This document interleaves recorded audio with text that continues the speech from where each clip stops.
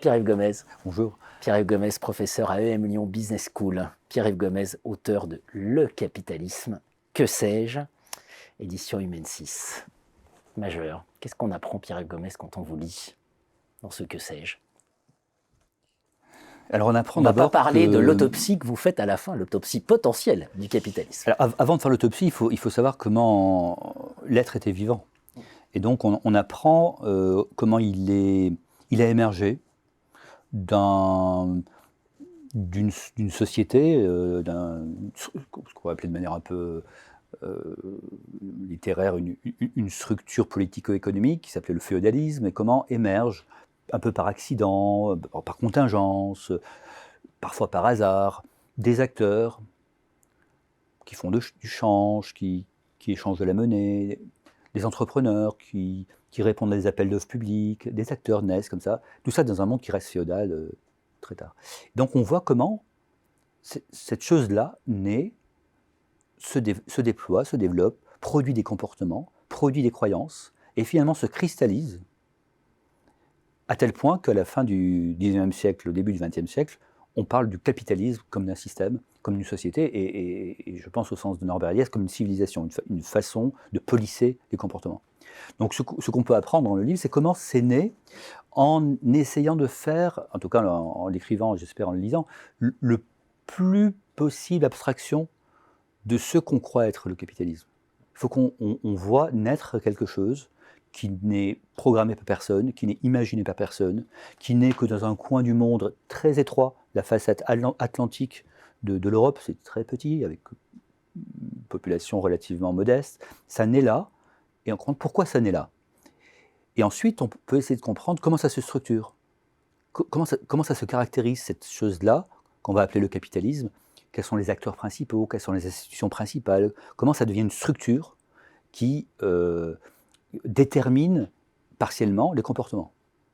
Et enfin, on peut s'interroger, mais pourquoi cette structure socio-économique qui naît là, dans l'Ouest européen, se développe, se déploie à tel point que, à la fin du XXe siècle, début du XXIe siècle, on a l'impression que cette structure est partout. Elle a envahi le monde entier. Elle est devenue mondiale, sinon globale.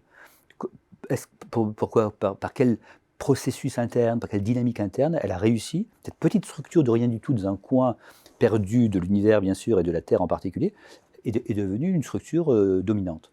Donc ça, on peut essayer de comprendre, de manière, j'espère, très simple, comment la structuration s'est faite. Dites-nous-en un peu plus. Alors il faut quand même laisser la découverte, bien sûr. On peut découvrir qu'en fait, le point de démarrage de l'histoire, c'est la fin de l'éclatement politique en Europe. C'est ce que j'appelle la loi d'Elias.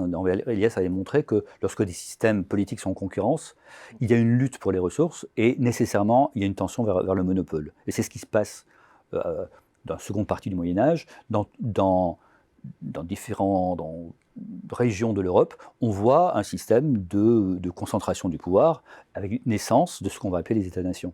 Alors c'est vrai en Espagne, d'abord, c'est vrai en France et en Grande-Bretagne, enfin en Angleterre, et puis un peu plus tard en Allemagne et en Italie. Donc le point de démarrage, c'est qu'en fait le pouvoir politique se concentre. Or, le système féodal était fondé sur l'éclatement du pouvoir politique et la concentration du pouvoir économique dans des communautés. En fait, la dimension économique, l'usage des ressources était très largement géré de manière communautaire. Parce qu'il y a une solidarité pour cultiver la terre, une solidarité telle liée à l'eau en particulier qu'il fallait gérer les ressources de manière communautaire. Plus le pouvoir politique se concentre et s'empare du monopole de la violence légitime, comme dit Weber, donc s'empare du pouvoir politique, le concentre, et plus il va laisser le pouvoir d'usage des ressources aux particuliers, aux privés. On va inventer l'individu, qui est une invention moderne du XVIIe, XVIIIe siècle, et la personne privée, maîtresse d'elle-même, pour gérer ses biens. C'est le passage que j'aime bien rappeler entre le meunier et le minotier. Le meunier médiéval n'a pas le droit de refuser le grain qu'on lui apporte. Parce qu'on n'a pas le droit d'empêcher quelqu'un de moudre son grain et donc d'avoir de la farine qui est un élément vital de la consommation. Donc le meunier doit prendre tous les sacs qu'on lui apporte. Le minotier, c'est lui qui va chercher le blé où il trouve le meilleur blé possible pour avoir la meilleure farine possible. Donc c'est lui qui devient entrepreneur, en tout cas qui devient maître de l'usage de la ressource, le moulin, et qui en décide comme il entend. Il peut refuser le blé local pour aller chercher le blé chinois pour faire une allusion à ce que va devenir le capitalisme mondialisé. Donc on a le passage dans la seconde partie de ce qu'on appelle le Moyen-Âge, cette immense période de 1000 ans, à la fin de cette période, on a une concentration de plus en plus grande du pouvoir politique et par vase communicant, une décentralisation très très forte du pouvoir économique. En clair, le pouvoir politique arrive à se concentrer autour de l'État-nation, le roi, parce qu'il met en rivalité les particuliers en termes économiques. C'est la rivalité économique qui remplace la rivalité féodale. Et cette rivalité économique s'appelle le marché. Donc on va inventer une institution, le marché, qui n'est pas plus naturel qu'autre chose. Évidemment, c'est une trouvaille politique pour maintenir cette compétition entre les acteurs.